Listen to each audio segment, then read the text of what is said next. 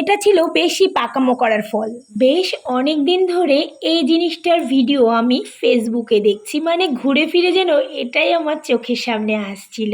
আমারও বিষয়টা এত ভালো লেগেছিল যে আমি ভেবে নিয়েছিলাম যে আমিও একবার ট্রাই করব।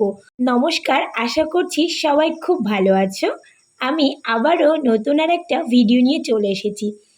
তো অনেক দিন যাবৎ ভাবছিলাম জিনিসটাকে বানাবো, তো আজকে হঠাৎ মনে হলো যে না, এবার জিনিসটা বানানোটা দরকার।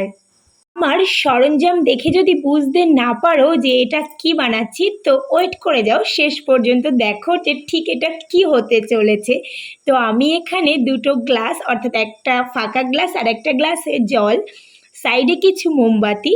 তো একটা গ্লাসের মধ্যে আমি এখানে কিছু দীঘার সমুদ্রের কিছু ঝিনুক, এখানে আমি 4-5টা মতো পার্ল দিয়ে দিয়েছি। এরপর আমি একটা অভ্র নিয়ে নিয়েছি, এটা ছিল রানী কালার।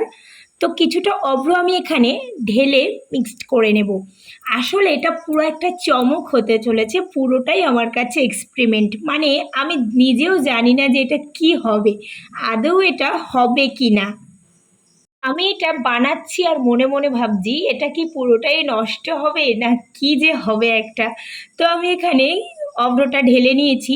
এরপর আমি এখানে জলটা দিয়ে দেবো। এটা নর্মাল ওয়াটার ছিল, ভিডিওতে দেখেছিলাম হট ওয়াটার। তো আমার মনে হলো যে না, আমি এটা এখানে নর্মাল ওয়াটারই দেবো।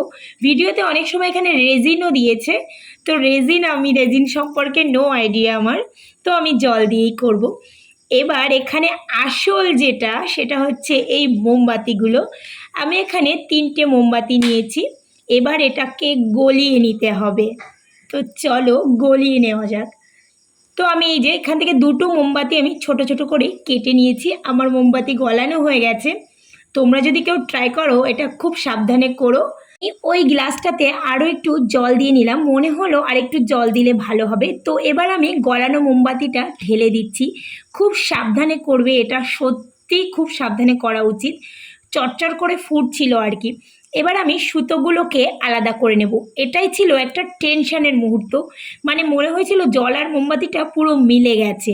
আমি বুঝতে পারছিলাম না যে আদৌ এটা হবে কি না। আমি প্রচণ্ড টেনশনে পড়ে গেছিলাম আর ভয়ও পাচ্ছিলাম। তো একটা সুতো আমি একটা টিথপিকের সাহায্যে একটুখানি দাঁড় করিয়ে দেব।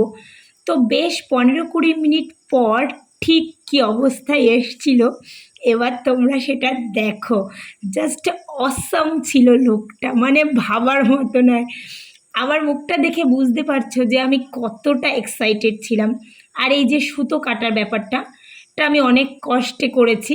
তো পুরো লুকটা দেখো কি কিউট এসেছে, মানে আমি ভাবতে পারছি না, আমি পুরো নিজে রীতিমতো লাফাচ্ছিলাম। আর চলো মোমবাতিটাকে একটু জ্বালিয়ে দেখা যাক তার অপরূপ সৌন্দর্য। তো তোমাদের আমার এই মোমবাতি বানানোটা কেমন লাগলো অবশ্যই কমেন্ট করে জানিও। আর প্রথম কিছু ট্রাই করার মজা সত্যিই আলাদা। আমার এই ক্যান্ডেল মেকিং ভিডিওটা তোমাদের কেমন লাগলো অবশ্যই জানিও। রাধে রাধে।